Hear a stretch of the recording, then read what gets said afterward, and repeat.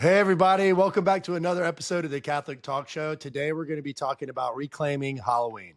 That's right. We're lucky enough to be joined by Charles Fraune from Slaying Dragons Press. And we're going to talk about how Catholics can reclaim Halloween and make it a proper preparatory tool for the month of the dead.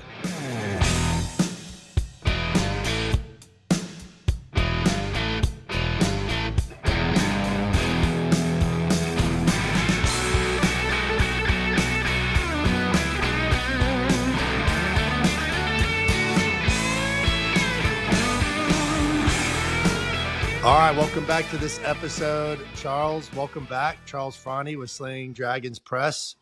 Good to see your face again, brother. That's right. Yeah. Good to be back on. Thanks for the invitation. Yeah, Charles, this is 4 or 5. I think you're one of the, maybe like you're like a third order host of the Catholic Talk Show at this point. You've been on so many times. But it's always great to have you. It's always great having you on because you always bring a really common sense but deeply researched take on, I would say, some of the more mystical aspects, some of the more hard to approach topics within Catholicism around spirituality, spirits, forces of darkness. And I think with Halloween coming up, this is a great time to have you on. You got a new book coming out, and this to talk about how Halloween is so far from what it was originally intended to be as the eve of a great Catholic feast and how Catholics can reclaim it. So welcome back, brother.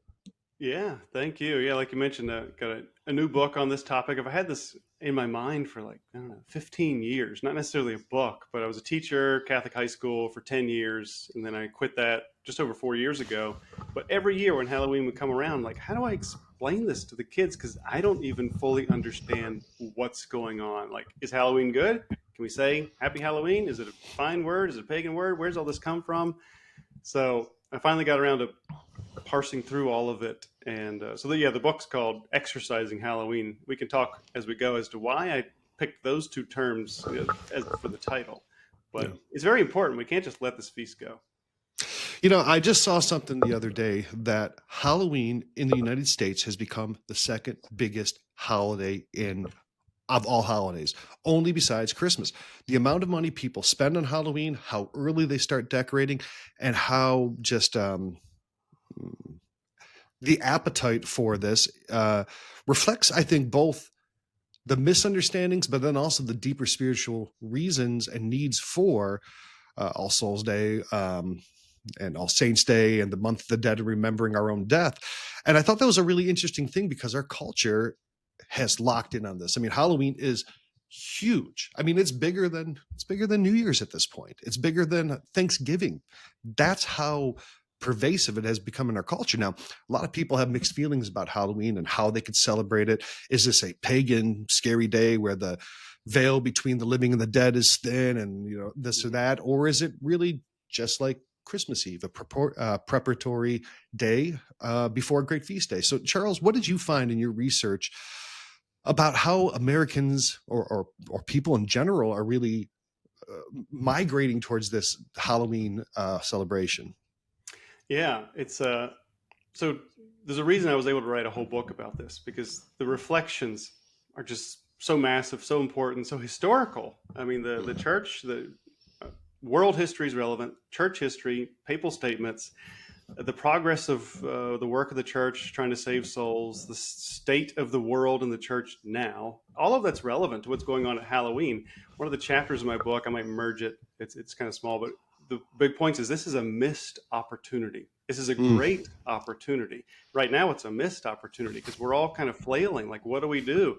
Because Halloween is really like 3 or 4 feast days together. Because Christ the King, now that's been moved in the modern calendar, but it's really important to reflect on the fact that was put in 1925, right before Halloween, intentionally on the Sunday prior to Halloween, to merge with the theme of those feasts. All Hallows, so the church has the Vigil of All Saints, All Saints Day, All Souls Day, and then the whole month of November. And there used to be an octave of All Saints. We still have, parts of that, the first 8 days where we dedicate special indulgences. But this is big. And if you read the readings, like, it's very triumphant. This is like a victory of the kingdom of light over the powers of darkness. Like, that's some of the readings the church picks.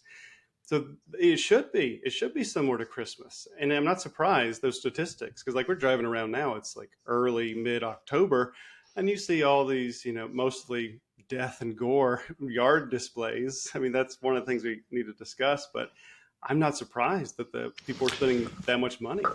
Yeah, dude, I saw just 2 streets over from me, one of my neighbors, August 30th, they had a giant witch and cauldron and flashing lights and skeletons and stuff. August 30th. Oh, wow. I was like, okay, dude, this is out of control. Okay. Right? All right. Now it's out of control. It's out of control. That for me was the canary in the coal mine, where it said we are officially out of control on the celebration of Halloween. But Charles, you said a word in there, and I think it's important to circle back. Now, we've covered Halloween before on the Catholic Talk Show, and we kind of dove deep into some of the historical aspects of it. But you said a word in there that I think is important to bring back up. You said All Hallows Eve. That is where the name Halloween comes from. It is kind of a portmanteau, a smushing together of the words All Hallows Eve, and it really just means, look, this is the day before All Saints Day, All Hallows, right? And if you look at the historical celebration of this eve of a feast day, people would dress like saints, people would give out alms. I mean, that is the origin of trick-or-treating, where kids would go around to houses and then ask for, I don't know, treats. And there's a great song, Soul Cakes, right? They would hand out soul cakes and peaches, plums, whatever they have in the pantry, because this is right after harvest, so the pantries are probably pretty well stocked. These kids know what they're doing. And they would go and they would go to houses and ask for treats. And then in gratitude, they would go and say prayers on behalf of the dead in that house, for the souls in purgatory. So, we went from that very wholesome, very deeply, deeply religious experience of begging food and treats on behalf of prayers for the dead, to the point where now it's like, well, how provocatively can women dress, and how gorishly can men dress? And it's just such you see so many of these types of things in culture. Valentine's Day, St. Valentine's Day, the holidays, Christmas, Easter with the bunny, the Feast of the Resurrection. I mean, you see all of these things, but I think it's important to go back to the original intention of what Halloween was meant to be, right? Yeah, and with that, you covered a lot, and you ended at a good point. Like, the church often established feasts, and God allows the need for these feasts to meet a need in the culture. So one of the things, and we were listing Easter, Christmas, all these things which have become corrupted. We have to use that word. They become corrupted, even Christmas. And I think some people are like, well, let's just let Halloween go. Well, what about Christmas? For most people, including me as a kid, it was all about Santa Claus, not St. Nicholas, but this red man who would come down a chimney and give me presents. And then as soon as I opened all the presents, like, now I'm depressed on Christmas Day. Like, that was Christmas for me as a kid. Well, you didn't get what you want, Charles? Or are you depressed? Yeah. You didn't get the Nintendo DS or whatever you wanted? I got a big bike one year, I remember that. But yeah. That's always a good one. Bike for Christmas is a big one. But that corruption, so the purpose of the feasts, like Christ the King, in 1925, it was established anew. It was a new feast. So think about it, 100 years ago, that's exactly 100 years ago. I have to check the day of the year when he celebrated. So 100 years ago, the Pope's like, we need a feast of Christ the King. And we need to put it right next to All Saints, because, and then he enumerated all the problems. But then, and I go through that encyclical in my book for both the problems and the solutions, because he says, here's the power of these feasts. The feasts are the best way, and this is really important, the best way to teach people year-round, forever. He used the word forever. They teach people better than sermons. They go after the heart and mind, not just the mind, but the whole person is wrapped up in a festival and a feast. And it proclaims publicly, like the rights of Christ the King. So if we're taking this mindset to Halloween, we're all about the triumph of light. Now, what's going on in the culture? The triumph of darkness. And look at the occult statistics. I mean, I wrote those 2 books on the occult, the occult among us. Like, they're going after that feast day. So, and this one thing we should talk about is like, where did all this occult stuff come from? But regardless, it's targeting a holy time. That's a problem. I mean, that's what the occult does. That's what Satan does. That's what the Pope's warned about, that the enemies of the church, both politically, ideologically, and satanic, are going after the church. They're trying to destroy it. Like, its public presence, its impact. And this is all, I have a quote in the book somewhere that the cosmic battle between the church and Satan is experienced in miniature at Halloween. And so I think it's a great time of reflecting on all of this stuff.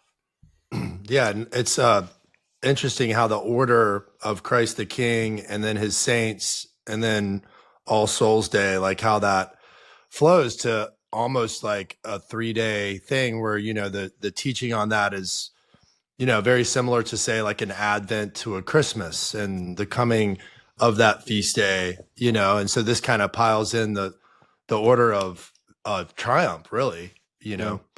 You know, it's also, if you look at it just a couple of days after that, you have Feast of St. Martin. And Feast of St. Martin really used to be kind of the beginning of Advent way back in the day. Advent used to not be 3 weeks. It used to be 6 weeks. It used to be as long as Lent and St. Martin's Day. So you had this great kind of feast. And I think there's a lot of times people say, I don't know, Christmas was co-opted from Saturnalia, or Halloween was co-opted from Samhain, or Easter was co-opted from the rites of spring goddesses. Mm-hmm. And if you look at every culture is going to have things that they do inherently around specific times of the year. It's just how people work, right? Look, in the fall, you're going to be happy that you got all this food that came out of the ground. In the spring, you're going to be happy that everything started growing again. Around Christmas, you're going to be glad that the days start getting longer again because it's been getting dark, right? This is just a natural thing. And people and God, in the same way that he gives us the accidentals, you know, of bread and wine, of water and salt and candles, but then sanctifies them through his grace and power. He does the same thing to the times of years because God doesn't need the Eucharist. We do. You know, God can transmit grace however he wants, but he gives it to us in these things that are familiar to us. So if you look at Halloween as a season, you know, very much it is the end of the growing season. It's the time where things are starting to die. It's the time where we are making sure that we have enough for the winter, right? And those all have parallels in the liturgical season and in our lives, whether it's just, you know, thinking about and discerning our own deaths, thinking about, do we have enough, have we been receptive to grace? What about the people in purgatory? Is there enough prayers to get them through all this? There's a lot of parallels in that.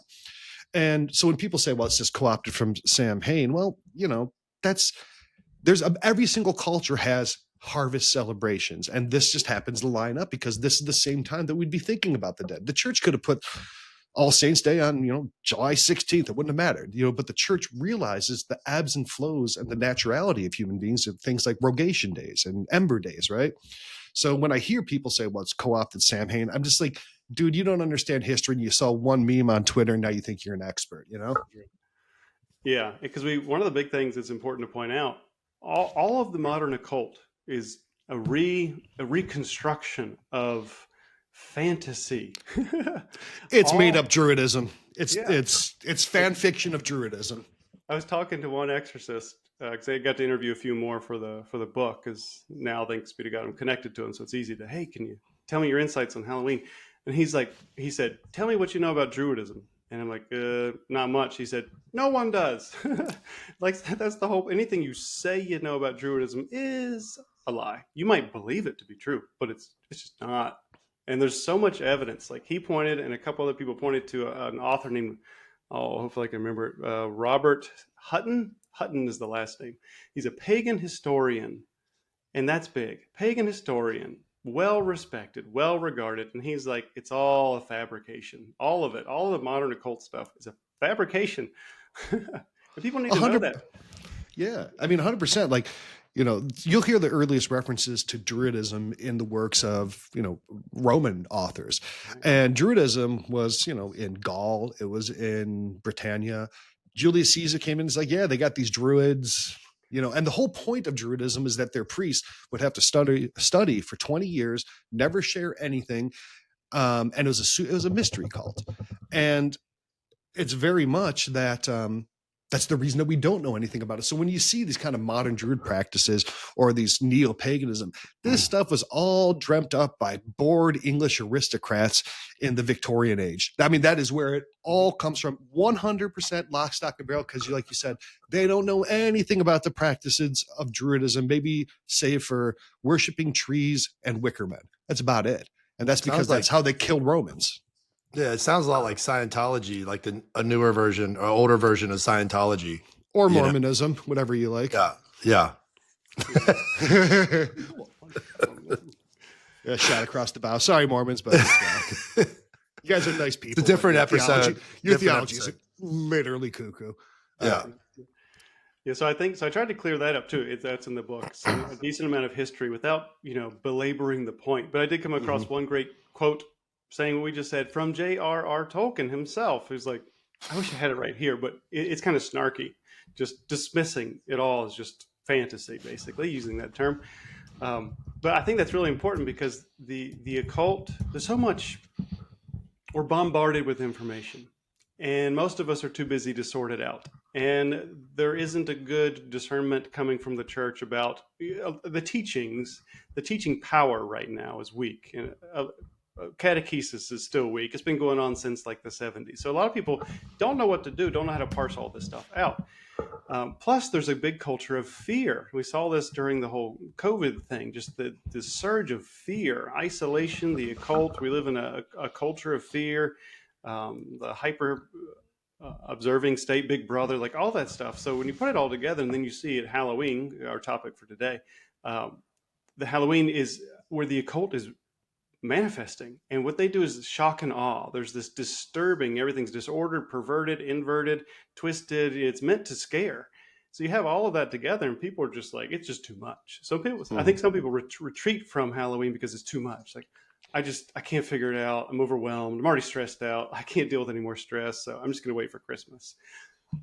That's a victory for the devil. Yeah. Yeah. Well, I mean, Halloween's become so far that it's banal, right? It's so far that people don't even think about it. They don't think about the connections of what they're doing anymore because it's just been so commercialized and so secondhand. And that's how, we get sins that were excommunicatable 300 years ago are not even confessed today. I mean, that's how our culture always moves, is in a direction of permissiveness. Now, let's talk about some of the things though that are good about Halloween and how we could celebrate it. So, like, I know for my family, we go trick-or-treating. We go over to my mom's house, go in the neighborhood, take the kids out to get some candy bars. We, have some apple cider, and, it's not a big deal. And here's the thing. A lot of people say, well, if you go trick-or-treating or anything, you are 100% worshiping Satan. And I think that's a ridiculous statement. I think that it's the same thing where people say, well, by having Easter called Easter after Astarte, the Germanic god of the spring, you're actually worshiping pagan goddesses. Intentionality has so much to do with this as well, right, Charles? That's what I was. Yeah, intention was in my head just then. Like, so one of soul cakes. We talked about that. A great practice. That's the origin, most likely, of the whole idea of trick or treating. It's hard to bring that back in your neighborhood, where most of the people there are probably pagan of some loose, I don't care, indifferent to God sort. But, it could be, back to the missed opportunity, it could be, if you're brave enough to, hey, neighbor, here's my tradition, how we embrace it. But even if they don't like that, what's wrong with trick-or-treating? One of the exorcists said, well, just be careful. Two said, don't go in neighborhoods where they have those displays, those big occult, crazy death and gore. Stay away from those homes, at least. Don't go to those homes. I asked one, I got to interview a new former occultist recommended by an exorcist. And I said, what are witches doing? Should we be afraid of any of that stuff? And one exorcist was like, no, stop being afraid of stuff. Stop worrying. Worry does nothing. I'm like, that's good. That's in my book. But this former occultist, he's like, no, the witches are in their homes. And actually, they're as far away from churches as they can get. Mm-hmm. So they're not going to be out prowling in the neighborhood. They're going to be doing their rituals in their homes, alone or with their covens, like over a meal. He went into all they're not going to be in their homes. They're going to be alone in their basements. Right. So practically, these are all freaking nerds, dude. Yeah. What about they're all nerds. Yeah, they're selling stuff on Etsy, like, oh yeah, dude, they sell you brought this up, Charles. They sell like curses on Etsy. Like, oh, come on. And Yeah. here's one of the things. I don't buy into all this stuff. Look, witches, go ahead and try it on me, dude. You're not going to get anything over on me, man. I got Jesus and the Trinity and the Holy Family, and say, I don't care what you do. You guys are punks, right? Like, I'm not afraid of that stuff because I don't think I'm susceptible to it, because number one, I put no stock in their power. The only power comes through Christ. And if God wants anything to happen to me, he'll let it happen. So I'm not, like you said, I'm not worried about any of that stuff. I'm not worried that someone's going to secretly curse my, payday bar that I picked out of my kid's candy basket. I'm not worried about that. Right.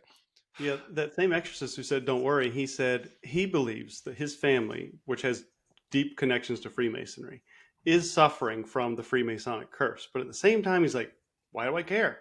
I don't care. He said, we turn their curse into currency. Like, that's great. We turn their curse, the suffering, if God's allowing it. So if God allows it, it's for your good.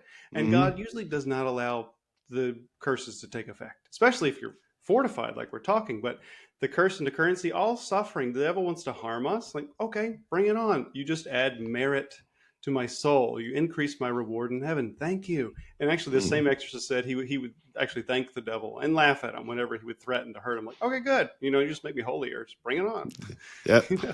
I'm not scared. So you mentioned bringing back soul cakes. I have for probably going on 10 years now. We make soul cakes for Halloween. Yeah. They're not that good, really. I mean, practically speaking, they're kind of, maybe, I don't know, I'm not good at it, but they're kind of like dry scones, with some cinnamon. You put the cross with the raisins or the currants on it or whatever, and they're okay, but they're like cinnamon scones. Now, there's recipes out there. If you're watching this right now, I'll put a link to it in the chat below so you can go see the recipe that I made in the past. It's not great, but I'll tell you this. It is a fun thing to do with your kids. It's a great song to play around this time of year. The Sting did a great. Sting's version is the best one, right? And there's a live version that he did from some church in England, and they got all the medieval instruments. That's cool. So, play that for your kids and make these things. And look, you can go through all the trouble of going to the store and getting all the Reese's, which are great, and Snickers and this and that and Skittles. Take an hour and make this with your kids and explain the origin. Like you said, a missed opportunity can be turned into an opportunity for catechesis. That it's like, look, here's where we make it. Here's where this tradition comes from. Here's the historical recipe, and here's what purgatory means. Here's why, when grandpa dies, he doesn't get his wings and becomes an angel. Chances are he's in purgatory if he's lucky, right? So that we got to pray. So there's a lot of good teachable moments here around this, that instead of being so terrified that witches are going to curse us or people are going to put razor blades in our apples or whatever, use it for good and be a force for good instead. I don't know. That's my view.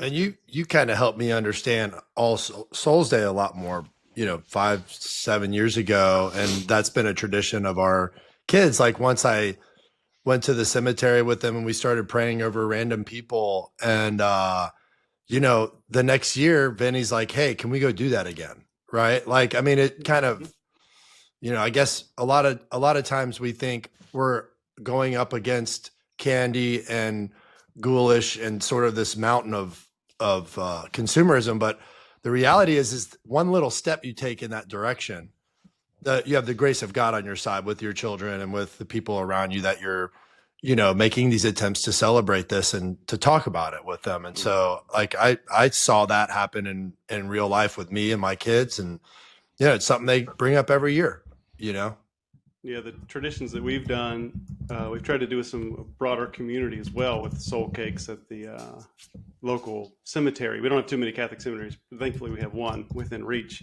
But you gave me a couple ideas. The soul cake thing, if the soul cakes taste bad, you could, use your imagination. Like, well, this is what it tastes like in purgatory. The food's not good there. Look, if you're going back to the 1600s, this was like the greatest thing ever, but our food's been weaponized to where it's like, oh, here's a soul cake. It has raisins and spice in it. Wow, kids, isn't this amazing? Where now they can go get a, hot Cheetos breaded Whopper, and they're like, yeah, this is way better, right? But back in the day, this was the king of foods, right? Another different tastes that can go with soul cakes that Father Francis Weiser, or Weiser, however you say his name, he wrote a book, A Handbook of Christian Customs, something like that. You can probably find it. It's out of print, I think. I think somebody's reprinting it now. But he talks about all of these traditions. So I advise people to do some research on traditions that can be brought back. Poland, there was an article from the National Catholic Register in 2019 about Poland trying to bring back, actually trying to push away the Americanization of their Halloween celebrations, which brought a darkness, to resurrect their own Catholic Polish customs.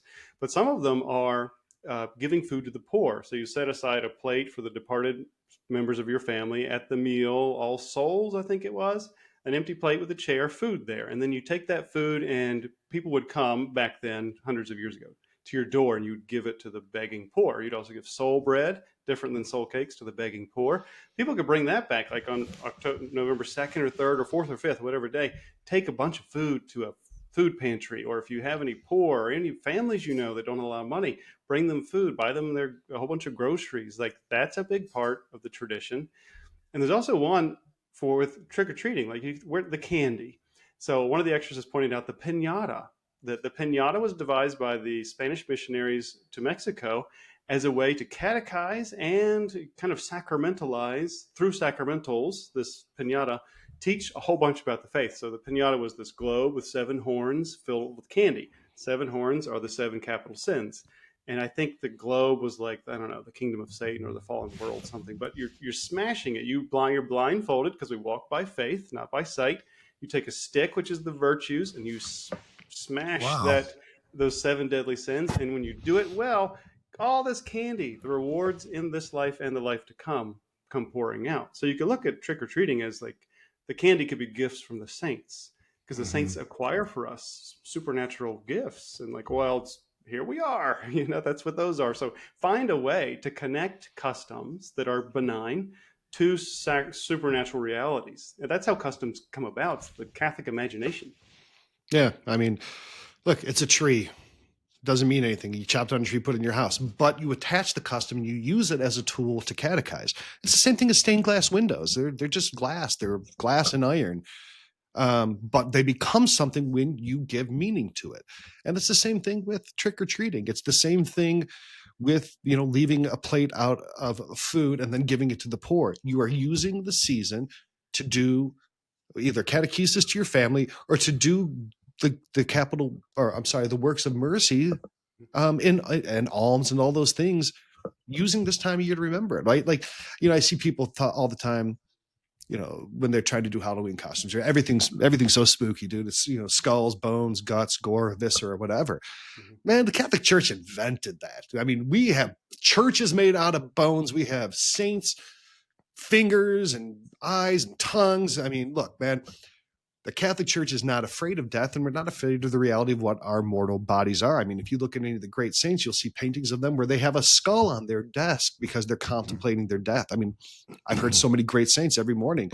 They hold the skull, and they look at it and contemplate their own death, because we are not these kind of Greco-Romans who think our bodies are, I don't know, prisons that we escape to the Elysian fields. I mean, we are body and soul, and we look forward to the resurrection of the dead. And death is a very important thing within our church.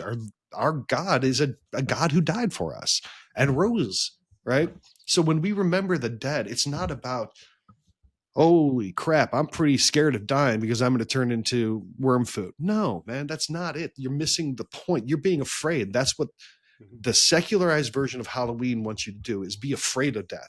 Whereas the religious and the original intent of Halloween and All Saints' Day and All Souls' Day is to say that death happens, but there's hope. There's a beauty to death, because in that you rise. You're risen by Christ on the last day and spend eternity with him. And that's, I think, the big flip that secularization has done to Halloween, where they've taken it from a day to remember that you're going to die, but through Christ, hopefully you'll rise, to a day where it's like, dude, you're going to die and it's going to be terrible and painful, and avoid it at all causes and whistle past the graveyard by dressing up like something scary, because then that way maybe you won't actually die, but I promise you're all going to die. That's right. Yeah, it's the Day of the Dead in Mexico is, I mean, even in like Guatemala, some other Central American, even South American countries, like that is, it's like the skull, but with flowers around it, and like they just do it so well. And what a neat celebration and tradition to have. It's almost like, and you become envious, like, wow, that's like really cool. You guys do this with artwork, with processions, with families, like the food, the celebration that's around it is infectious. When you see them, like I watch them on YouTube every year. I'm like, look at this, man. This looks so cool. They go by graveyards. Like it's just a really neat cultural phenomenon there. One of the things in the clash of cultures is producing a clash of symbols in a perversion. So the occult inverts, perverts, distorts, destroys. So you look at the symbols. Death is one of the big ones right now. For All Saints, Halloween, All Souls, like death is the one. So there's the issue of mocking death. Well, we live in a culture that does not respect death, like with assisted suicide, with the lack of the Christian virtue. Like death is a moment where you pass to judgment, where you prepare for a good death, for a good judgment. But our culture has this like nefarious kind of, as you were describing, mockery of death, disdain for death. I'm going to avoid death. Death's going to happen, but I'm going to become an angel because that's just what happens to everybody. This false vision on the other side of death causes a false approach to death. So the bad theology produces a bad preparation. But I think I was thinking about the word Halloween, because in my book I keep mentioning Halloween, but I've grown up like most people thinking Halloween is dark. That word almost kind of makes you cringe, but it's not supposed to. So I think one of the challenges, like artists, I remember JP2 wrote a letter to artists, which was very inspiring to an artist friend of mine. So he told me all about it when it came out, basically like 20 some years ago. But Halloween's a great opportunity because of this clash of symbols for Catholic artists to just come forth with these decorating skulls. How about like elaborate depictions of even the word Halloween that then start to get into our imagination, our mind? Like Halloween's a good thing. Halloween's a happy thing, a real thing, a deep thing, rather than this disordered occultic thing. I think that's one of the challenges that a culture produces artwork, produces cathedrals, produces beneficial things for mankind and around meaningful theology. And I think that's one of the challenges and opportunities for Halloween for anybody who's interested in doing this. Yeah, it's kind of like a overly outdone version of Fat Tuesday, right? Fat Tuesday, you go and you get all your food, you party a little bit, and then you're ready for Lent.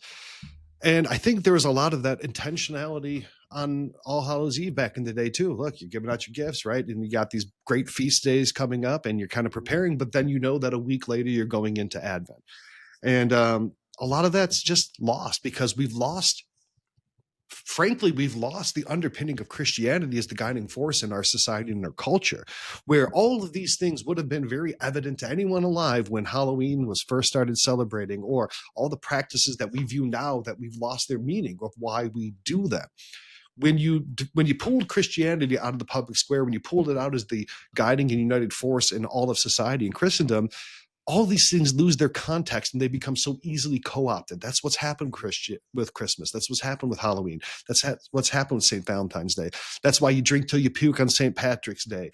All of these things that had deep religious meanings that all of society was built around are now just orphans. They're just floating around and people pick them up and say, well, I guess, St. Patrick was Irish, so we should drink because the Irish drink.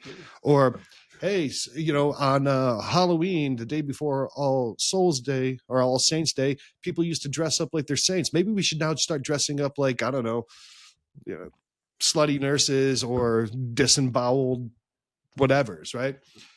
Same thing. Or Christmas. Well, we used to have the Christmas tree and then we would have 8 days of Christmas and, we'd celebrate it with gifts. And well, now let's make it all about, consumerism, and let's make it this big thing that we're spending money at the end of the year. That's what happens when you pull the actual meaning and the reason of these holidays away and leave them as these kind of vestigial days that people can do whatever they want to. And it's a shame, right?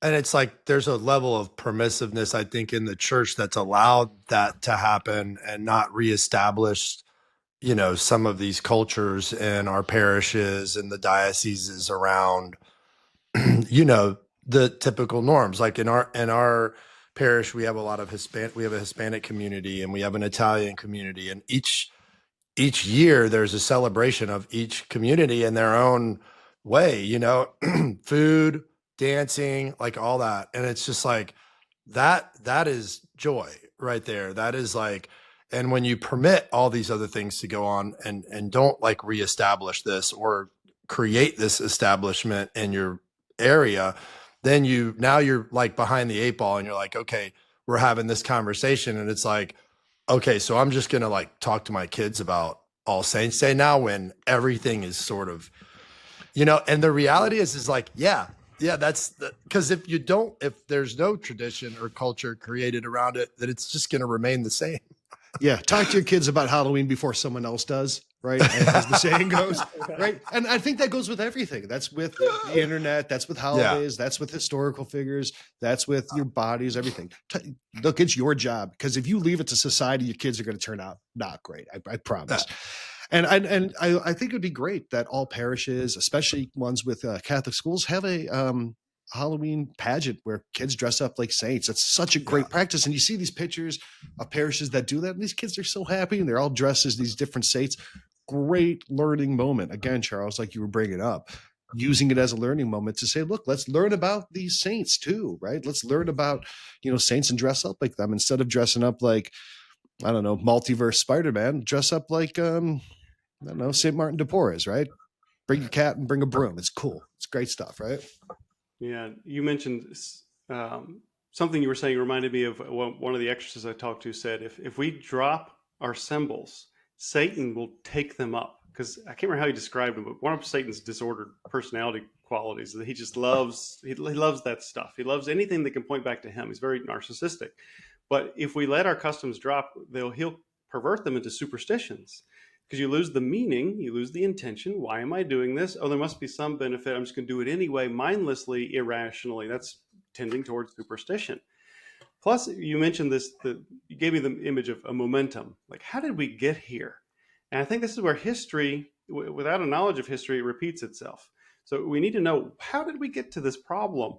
And that's what I try to flesh out in the book when I quote popes who are talking about the enemies of the faith, all the way back to, I think it was Clement, one of the Clements, back to the 1700s, when he's talking about Freemasonry, socialism, nihilism, atheism, and modernism, all the way up to the 20th century, that these enemies of the faith are trying to erode, destroy, weaken, destroy, and erode the church to pull her influence from families, from institutions, from society, corrupting her feasts. They talk about that specifically. So I have a chapter on the importance of feasts, but also the attack on the church, the attack on her public presence. So that's been going on all the way. I don't know. It seems to have stopped with the Vatican II, the popes afterwards. I don't know if they use the enemies of the faith, the enemies of the church, like Pius XII backwards did. But it was a heavy repetition. Like each pope was picking up this drum, this slogan, this issue of the church is being pursued by ideologies to destroy her ability to catechize the world. And now here we are, where that has had an impact, where the catechesis is bad. Our customs no longer they're disheveled, they're unmoored. What we do, we're unmoored, kind of floating around the sea of why did we get here? Who are we? Mm-hmm. And I think our generation, and what the Catholic Talk Show, which I think why so many people like what you're doing, and I'm trying to do something similar, is there's so much rebuilding, whatever the right term is. There's so much work to do. The faithful have so much work to happily take up. Like, this is a great opportunity to be a faithful, awake Catholic, because Jesus is saying, hey, I need you guys. This is what Pope Pius XII said. Our Lord needs us. He chose to need the members of his body, to depend on us for the good things to come into the world that he wants to bring into the world. So you'd be excited that we have problems, basically. Like, we have an opportunity here. Well, you're nobody till somebody hates you, right? Mm-hmm. Yeah, and it does start like in your families too. It's like, that's the most important thing. That's your domestic church. That should filter into your parish or whatever, ordered, community that you're in, to take on the customs, the cultural customs, to the customs of your families together as a group. I mean, we're in the process of making a church, building a church, and there's this big square. And I was talking to one of the guys at my parish, and I'm like, do you see this area? Like, when we go to mass, like, everybody leaves. It's like, this whole place needs to be filled with kids running, all of us catching up, talking to one another, getting to know each other more deeply around who we are in our parish and become more of a family. Like this is what I see happening here. And I think, the response is, yeah, man, like that's what we need. We don't just go to mass and then just bolt, and go do whatever. It's like, no, we can hang out here for a couple hours, the kids will get takes to know leadership. Yeah, it takes leadership, Brian. Like you doing that. And I mean, you're bringing a pretty good population of kids out of your own. If you go there with 7 kids and Yeah. I mean, you get one more family like that, and that's pretty much it. Yeah. That's a good starter. It's a good starter. It's a good starter kit, 100%. Yeah. Charles, you brought up something I thought that was interesting, is that whenever the church drops a practice, secular culture picks it up and perverts it. I mean, we could look at things like confession has turned into clinical therapy where people make these confessions. We look at things like the habits of nuns.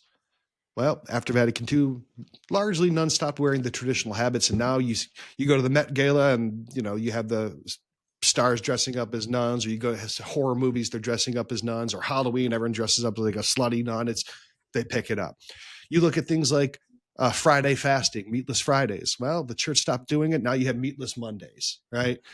When the church drops something, secular culture picks it up, because the reason the church was doing it, because it fed a deep spiritual and human need of the members of the church. And I don't think it's intentional. I don't think there's a group of 8 guys hanging out in the woods worshiping an owl going, they stopped doing this, we should kind of pick up on this. I think it's kind of the natural. It's the Israelites in the desert. As soon as Moses is on the mountain in the clouds, you can't see him, you start worshiping a calf, right? We're sheep. We're sheep without direction. We need leadership. And when the church drops it, we take the thing and we start turning it into golden calves. That's just human nature. That's what we do, right? Thanks, Adam and Eve. Good looking out, right? And I think that's a huge example of Halloween was what happened. It used to be, look, we're going to say these prayers. We're going to have great, the kids are going to dress as saints. We're going to have a huge feast day. It's used to be one of the biggest feast days, All Saints Day, All Souls Day. And there's such a focus on indulgences and prayers for the dead and teaching of purgatory. We stopped doing that. We stopped focusing on indulgences. We stopped focusing on purgatory. We stopped focusing on prayers for the dead. And you know what happened? Secular culture picked it up, and now you got what you got. All right. So let's talk about a few things. Charles, talk a little bit about some of the indulgences and some of the good things that Catholic families can do spiritually around the spiritual life in November following Halloween. Yeah, so the whole month, so every month, for people who don't know, because a lot of people don't, so every month is dedicated to something. So this month is dedicated to Our Lady of the Rosary. Next month, so October. So next month, November, is dedicated to the Holy Souls. So the whole month has this theme, this kind of, in a good way, overshadowing presence, this grace given by God. And the first 8 days, which used to be the octave of All Saints, are still an octave of a sort. I don't think they have a name, but the first 8 days the church grants special indulgences, easier to acquire plenary indulgences that can be offered on behalf of the poor souls or holy souls in purgatory, however you want to refer to them. Doctors of the church use both, so I tend to use holy souls because St. Alphonsus Liguori says holy souls. But all these plenary indulgences can be easily acquired for them because, as one exorcist said, one of the big traditions around All Souls Day is to empty purgatory. So some of the old customs, like kids would write down the names. This is one thing that you could do. Like a kid could keep a little Holy Souls journal to write down the names of anybody deceased that they ever hear about in their family, friends, people they run into. They write them down, and maybe even for the rest of their lives, they keep this little journal. Think about that. Like always. Wow, that's great. The Book of the Dead. Yes. Yeah, your own personal. You be careful with that term because there's the clash of symbols. Like it's fine. Book of the Dead makes perfect sense, but there are some occultic uses of that kind of the Egyptian Book of the Dead. Yeah. Yeah, but still, there's nothing wrong with Book of the Dead as long as it has the right meaning, and we can kind of bring back these good meanings. But visiting cemeteries, like you said, there's a tradition of sprinkling holy water on the graves. Like anybody can. There's some saint who popularized it. I think it's a prayer. So go through the cemetery sprinkling, do your soul cake gatherings with whatever cemetery you can find. Invite Catholic families to do these things.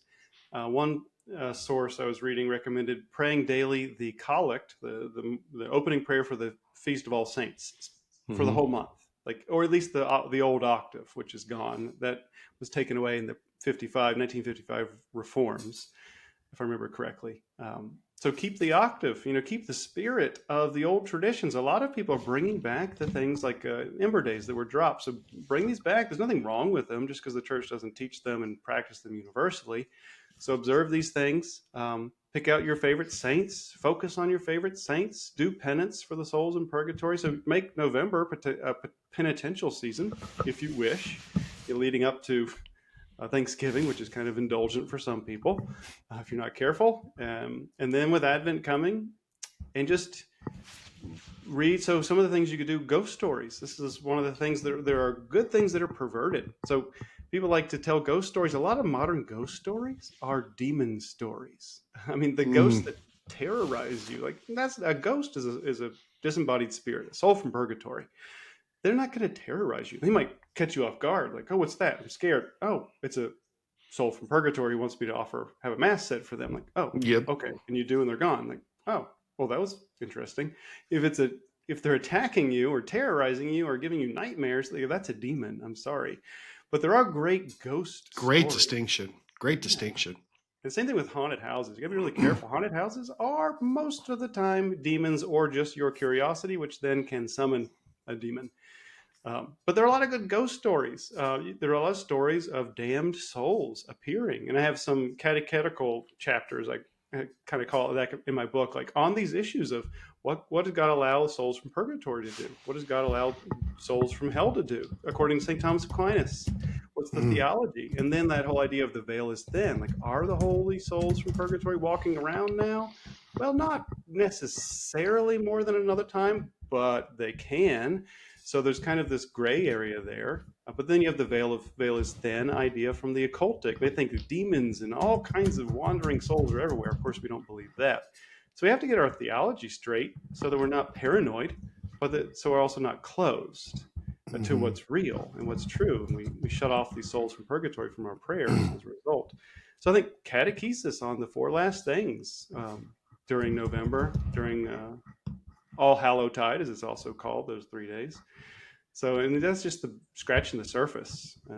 I think catechesis will really inflame the imagination on what we can do. Yeah. Yeah, there was there's a story in it. Gosh, I can't find it right now.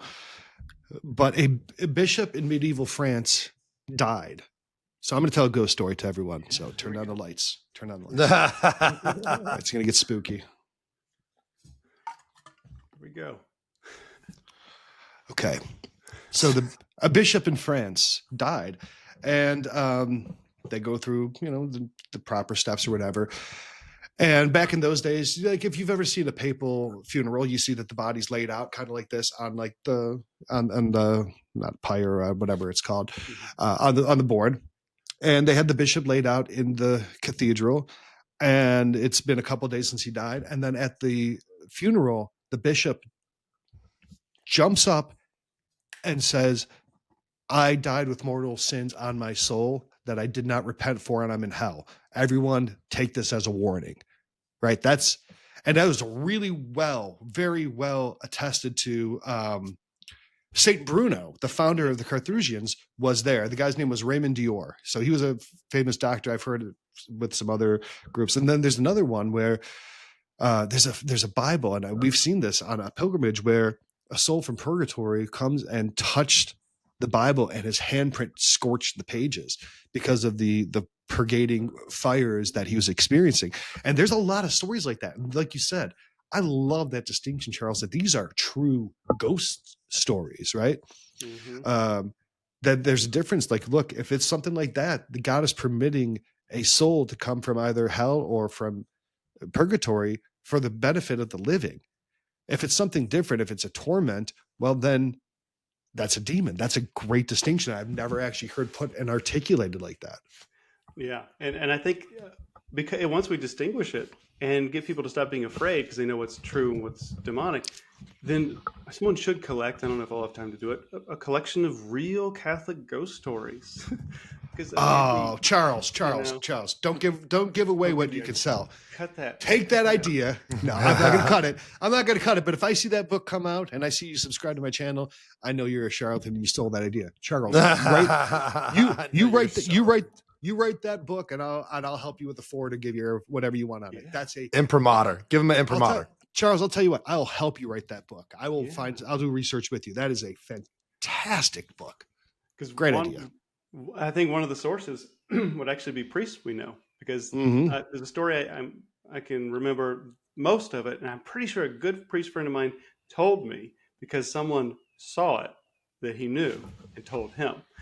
So there was a big church, I think up northeast, and they started seeing apparitions of the deceased pastor walking from the sacristy to the high altar, saying mass, and going back in and disappearing. And he kept showing up, and they're like, what is happening? People would see it. Multiple people saw it.